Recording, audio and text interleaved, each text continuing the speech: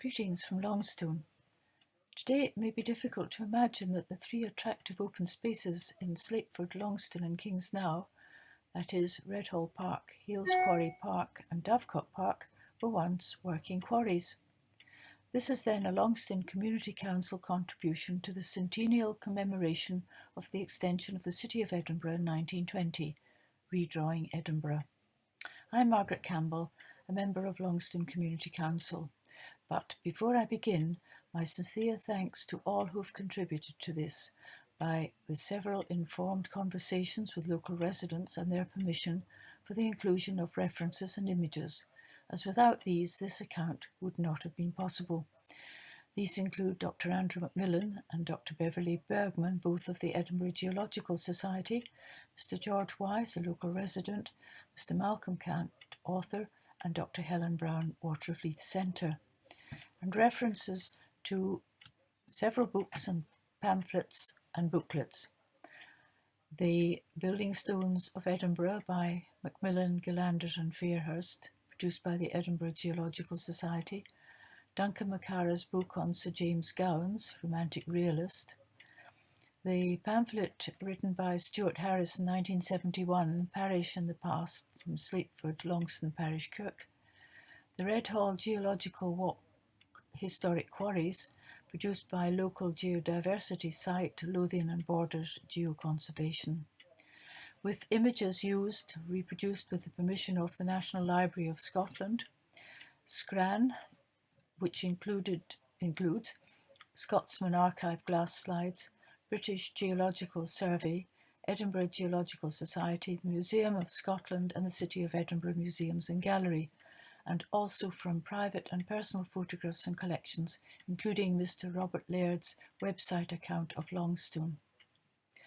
My special thanks to a member of the Edinburgh Geological Society for the analysis that you see on this title page about a wall in Kingsnow. Its location is near the Kingsnow Roadhouse on Kingsnow Road North, from which I quote, "A wall in Kingsnow is constructed from a variety of reused local sandstone, possibly with imported sandstone as a recent addition. Like most stone walls, it's a bit of a mixture. The builders tended to reuse any stone that they could find, often from demolished buildings or other walls. The older parts are definitely local, and I would say there are certainly some Hales sandstone, though I think I see some stone from the upper beds. Craigleith too, while the lower beds were generally more massive and therefore more highly prized for high-quality dressed stone, while the upper beds had more obvious bedding and were therefore cheaper. They would tend to be used for the backs of buildings where they would be less obvious. There might even be a bit of Redhall. But there were many other quarries in this area, such as Ravelston." 3 maps on which are shown the locations at different periods of the 2 Redhall quarries and Hales, which supplied the essential stone for the building of Edinburgh's new town and several of the public buildings. Malcolm Cant, in his Villages of Edinburgh Volume 2, describes Hales sandstone as being particularly suitable for steps, landings and paving slabs, as well as for foundations. The 2 colours produced, grey, blue and pink, also some white, were selectively used, and known as blue or grey Hales and pink Hales. Schools such as Dalry School, built in 1876, Broughton Primary School 1897 and Sheens Primary School 1899 were built in grey Hales. Blue was used in Morningside for Plewlands Villa, which was built in 1878, and pink-red appropriately for Red House Cluny Gardens 1880. Although Craigleith was the Rolls-Royce of the Edinburgh sandstones, Hales came a close second. Redhall sandstone was also used for schools, including Gorgie School, built in 1876, later Tynecastle High School Annex in MacLeod Street. So not only for the backs of houses, as in Charlotte Square, but also for many churches, including St Paul's Episcopal in York Place and St John's Episcopal in Princes Street. Lothian Road United Presbyterian, built in 1831, is now, of course, Film House. Redhall stone also had good weathering qualities because it was also easy to work when fresh. so fine sculptural detail could be achieved as on exposure to the air it hardened. An example being the statue of Queen Victoria in 1851 by the Musselburgh sculptor Alexander Handyside Ritchie for the Palace of Holyrood House. But as Prince Albert disliked it, it was moved to an out-of-way part of the palace gardens. It might be difficult to imagine that about 300 million years ago, Scotland was near the equator, and with subsequent dramatic environmental changes, the sandstone associated with our three quarries was established in what was the Carboniferous period. Fossils were found in both quarries. One, a tree fossil from Redhall, was given to the Royal Botanic Garden in Edinburgh by James Gowans when leaseholder of Redhall Quarry.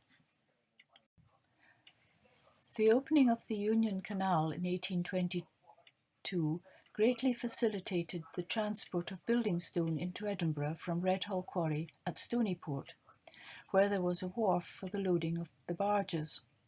This speeded up the transfer of the sandstone into Edinburgh, whereas hailstone had to be carted into Edinburgh, being much slower and more expensive.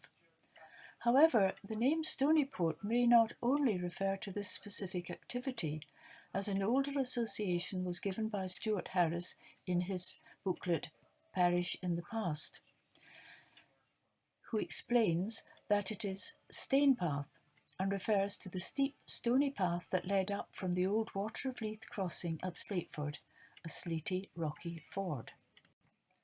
Old Redhall Quarry, which is now Dovecot Park, was opened around about 1650 for the building of Redhall Tower. As the Kirstophe and Slateford route into Edinburgh was strategically important, as the control of both the castles of Edinburgh and Stirling meant the control of Scotland. So in 1650, Cromwell's redoubt on the crest of the quarry near to what is now Dovecot Grove, his guns were positioned to bombard Redhall Tower on the 17th of August. Again in 1745, Bonnie Prince Charlie's bivouac on Gray's Mill Farm in Slateford further emphasises the importance of this route.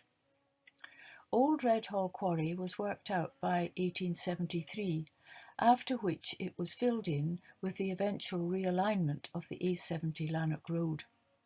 It is now an attractive public park, especially in May when the pink cherry trees are in full bloom. The football pitches on the upper section are used by Curry Star. New Redhall Quarry was opened just north of the line of the Union Canal and the then Caledonian Railway. Today it is also a public park with football pitches and a pavilion for Redhall Star Football Club, as well as a children's playground and the local war memorial. Each year, remembrance ceremonies take place at the war memorial, which was erected in 1922. Nearby there is a touching memorial to a local young boy. While not in Redhall Park, another, though different type of memorial is a short street named Duncan's Gate and an outdoor classroom, now a garden, in the Longstone Primary School. This is dedicated to Duncan Cahoon, who, although severely physically handicapped by polio as a child, he dedicated his all too short life, died aged 29, to the service of the community and the organising of splendid gala days in Redhall Park.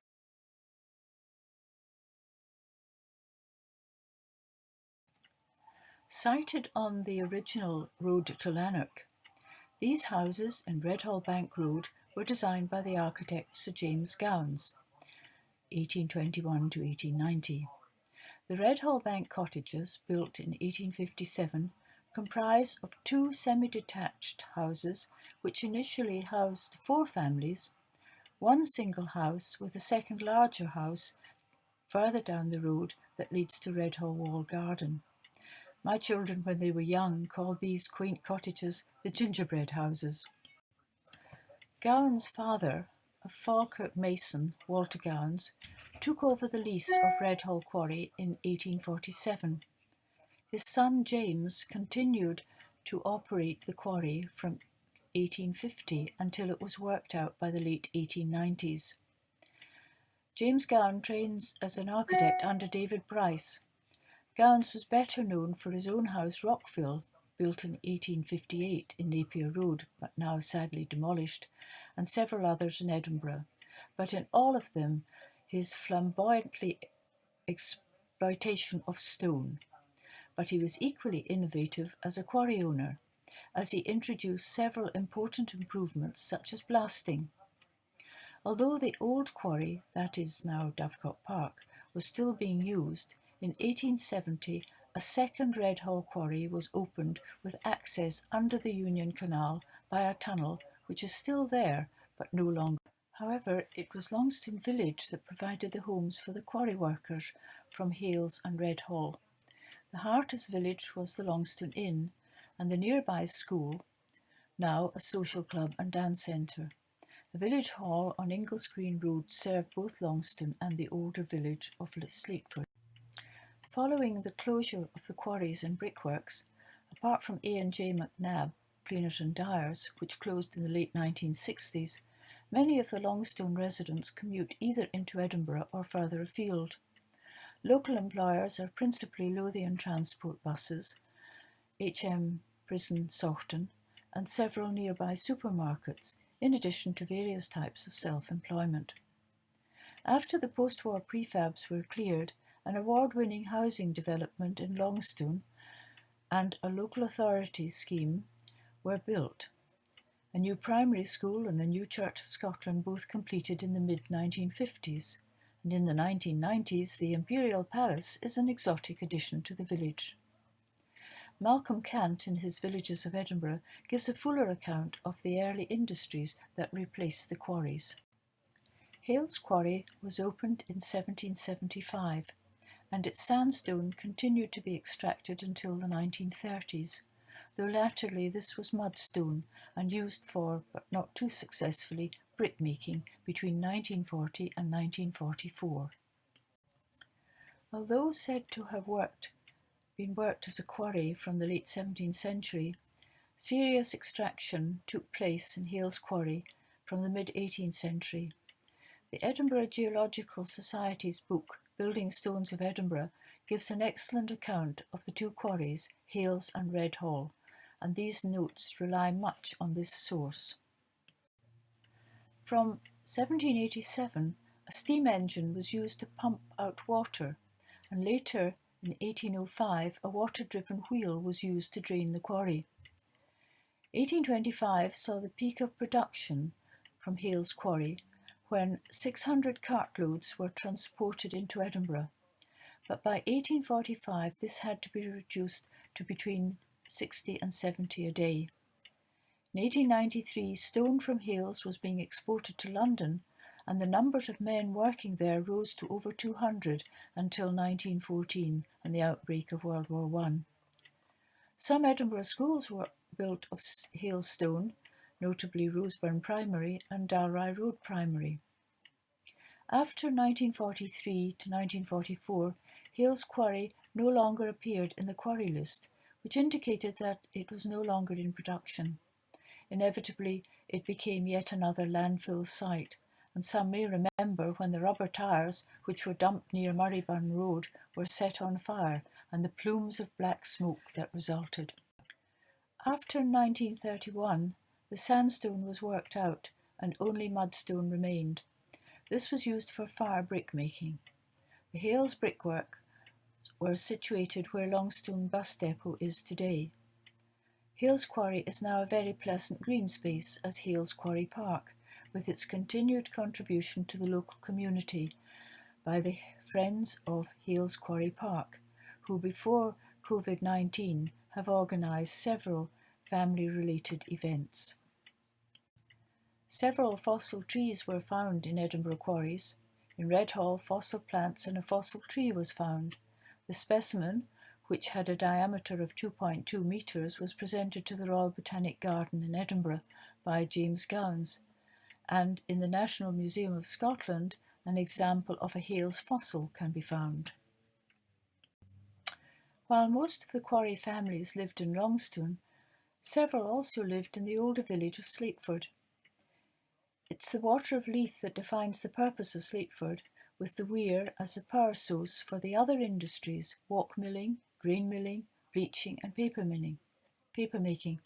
The weir also provided a suitable fording of the river, Slateford, the earliest name, but bridges inevitably replaced this for the pack horses, pedestrians and carters, including those from the quarries, as well as the noddy cart to Curry, which then joined up to the stagecoach to Lanark.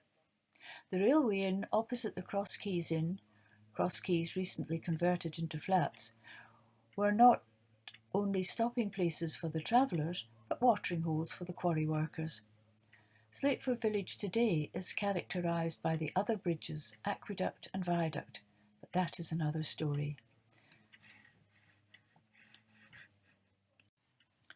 This brings me to the end of this short account of Longstone, Slateford, Redhall, Hales and Kingsnow, and the three quarries that are now the pleasant open spaces that are Dovecot Park, Redhall Park and Hales Quarry Park.